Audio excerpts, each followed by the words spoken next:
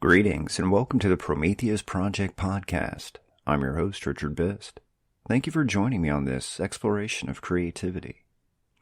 As a writer, I was always told to write what you know. I'm sure everyone has heard this adage. I've even brought it up previously on this podcast and written about it on my blog. The problem, I think, is that people misunderstand this to mean that you can only write about things you've experienced. Like, you can't write about a character that's a mountain climber if you've never climbed a mountain. Okay, sure, personally going out and conquering Mount Everest would definitely help you to write this into your story, but it's not necessary. Save the 10 or 15 grand that it would cost to fly to Nepal and pay for the excursion. There are ways around this, and I'll talk about this in a few minutes. First, however, I want to point out that it's only in writing that you hear this adage, or proverb, depending on how near and dear it is to your heart. Have you ever heard someone say, paint what you know? How about sing what you know, or sew what you know? You don't. In basically every other art form, the artist just does what they want. It's only in writing that someone at some point felt it necessary to initiate this handicap. Now, it's a shame because, like I noted, it's often misunderstood. My opinion is that write what you know should be ignored. I'll replace it with write what you're passionate about. That seems to be more encouraging, more relatable. Why? Because we're all passionate about something. You may not necessarily realize it, but you are. It may be something small or something big. You may be passionate about history, old movies, maybe sports. Or you may be passionate about, animal rescue, French cooking, Japanese anime. Those are the things we need to explore for creative ideas and creative direction. Using myself as an example, I love science, especially astronomy, physics, quantum theory. No, I don't understand half of what I read, but it's still fascinating. And that's the stuff that inspires me to write. I'm passionate about space exploration and the infinite possibilities of an infinite universe. So that's one of the things I try to incorporate into my stories. Passion is an interesting thing. It's tied to love, obviously, but it can also be tied to hate. You can be passionate about your love for your partner, your family, or conversely, you can passionately hate people who abuse animals, or you might passionately hate politics. In fact, it can be tied to almost any other feeling or emotion. But in the end, passion is what drives us. It's the fuel that motivates us. I think that without passion in our lives, we're just empty inside. Passion should be behind everything we write and create. And just recently, I posted a question on social media asking others what inspires them. One of the responses I received was history. The woman who stated this added that there are so many interesting ideas in history that when she reads it, she's constantly thinking, oh, that would be perfect for a story. She's passionate about history and pulls ideas from the things she reads. It's the same situation for other forms of art. Salvador Dali was passionate about his dreams, and they formed the basis for many of his works of art. Georgia O'Keeffe, she was passionate about flowers and apparently anatomy, and this came through in her paintings. Robert Plant, the lead singer from Led Zeppelin, he developed a passion for Americana music after recording Raising Sand with Alison Krauss, and every one of his solo albums since then has had a heavy Americana influence. And for what it's worth, Raising Sand is an amazing album, and pretty much everything Plant has recorded since then has been fantastic. And sticking with Plant for a moment, I find it interesting that someone who started out as a hard rock vocalist is now exploring Americana, a mixture of folk, country, bluegrass, blues. He and his band also incorporate world music influences, particularly Middle Eastern sounds. Plant found a new passion, and he embraced it. Obviously, his vocal range isn't what it used to be, but it's still aged well and meshes perfectly with this new musical direction he's taken. Passion keeps him moving forward. For me, I find that the passion for writing has kept me going over the years. It's something I've always done. And looking back, I can't really remember a time when I wasn't writing. And it's not like I'm necessarily passionate about only writing fiction, although that's mainly what I do. For me, it's more like a passion for words, for painting pictures on the page with words. Or better yet, painting pictures in readers' minds. Actually, I think that's kind of a good way to describe my view of writing. I take words and put them on the page in such a way that when someone reads them, it creates an image in their mind. Sort of like the page is the canvas and the words are the paint. But this passion for words and writing are ingrained in me. I'm sure it's probably the same for you, regardless of your creative medium. I mean, I'm sure there are people who create for other reasons, but for many of us, it's a need, a necessity. When people ask me why I started writing or how I got into it, I kind of have a hard time responding. I don't know what the original catalyst was. I remember writing a poem when I was, 8, 9 years old maybe. I was sitting on the sofa in a sibling's apartment listening to music, and I think I was drawing on a pad of paper or something when suddenly I just decided to write a poem. I don't remember anything about it really, except it was some sort of love poem, as if an 8-year-old understood love, and that I remember the title was Babe. I'm sure it was influenced by whatever album was spinning on the turntable at the time. But after that, I was writing all the time. I was writing on napkins in restaurants. I was stealing, or liberating, yellow legal pads from my father's briefcase and laying in my bed for hours writing poems and ideas for comic books.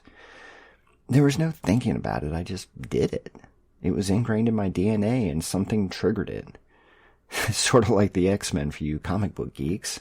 I had some recessive gene that went active when I picked up a pencil, and Writer Man was born. Okay, that was a little silly, but you get my meaning. That passion kicked in, and there was no turning back and no turning it off. I have to write. I have to express this love affair I have with words, with telling stories, with experimenting with story structure. I also have a passion to express myself and my ideas. I'm not expecting to change the world or become famous or anything like that. I just need to speak out or write out the things in my mind. I'm curious how many other writers or creative types feel this way. Do you feel this passion for creating things? Does it take up a lot of your time just thinking about projects you want to work on, things you want to try? Do new ideas pop into your head or distract you from whatever it was you were doing? Do you wake up in the middle of the night with an idea or a fix for something you're working on? If you do, then yeah, you feel that passion. So embrace it. We are some of the lucky ones on this planet who get to experience those moments of exhilaration, the thrill of creating something out of nothing. We're special in that way, unique. People who don't get this, who don't have this passion, well, they probably consider us weird and strange, and maybe a little crazy. But that's fine. They're entitled to their opinions. We know the truth. We're a special breed. And as I mentioned a moment ago, embrace that passion. It would be a terrible shame if you didn't. Think of it as a gift from the universe, or your God, or your family. But no matter where you think it came from, don't waste it. Passion is a wonderful thing. It can drive you to create beauty, or to build, or to reconstruct. Out of curiosity, have you ever read a story or viewed a piece of art and thought, meh, because it felt flat, uninspired, boring? I'm not talking about personal preference, like when you read a story and it just doesn't click with you because of the subject matter or the writing style. What I mean is when you see or read something or listen to something that just feels empty. To me, that's art that was created without passion. A good example of this is a lot of current music. Now, don't get me wrong, there are some talented singers and songwriters out there.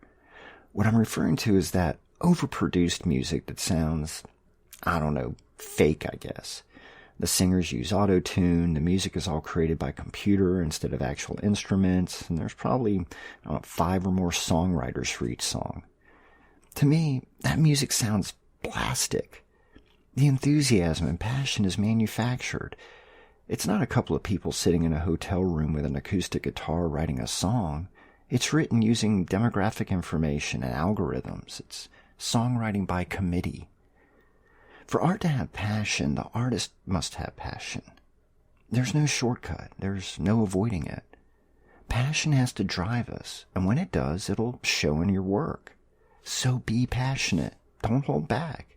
You'll be a better artist because of it. All right.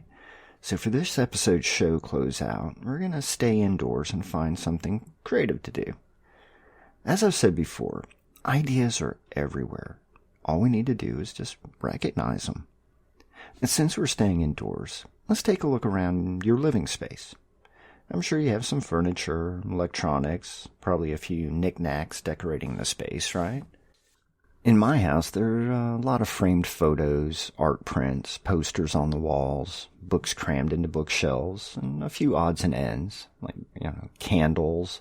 I got a conch shell that I picked up on the Florida Keys when I was diving many years ago. I also have 4 freshwater aquariums and far too many dog toys scattered on the floor. So take a moment to really look around where you are.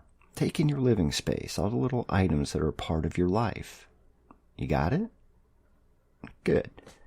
Now, randomly fix your eyes on just one object or item. It could be a photo, a jar of jelly beans, a pillow, a discarded pair of shoes, whatever. Now, what is the history of that object? Is this something you're familiar with, something you've had around for a while, or is it something you recently acquired? Either way, create something that reflects the history of this object. It can be factual, if you know for sure, or completely made up. You can write a 1-page story about it, draw, paint a moment from its past. Hell, you could even write a song or a poem describing where it came from or who previously owned it. And as I always say, don't overthink it. Be spontaneous. Have fun with this exercise. The point here is twofold. First, it's spontaneous creativity that forces you to make up something on the spot. You got to exercise those creative muscles, right? Second, it's showing you how to find an idea that's hiding right in front of you.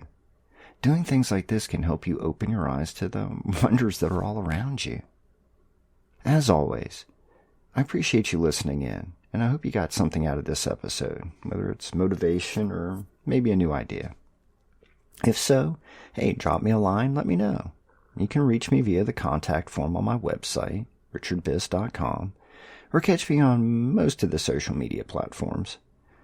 Oh, and a quick show note. I originally planned to make this a weekly podcast, but with all the other creative projects I have going on, that's turning out to be a little difficult. So going forward, the show's going to be posted every 2 weeks. That'll give me time to work on talking points for each episode while also allowing me to work on my other creative writing and video projects. So with that said, go out and be creative, express yourself, and most of all, have fun. Until next episode, cheers.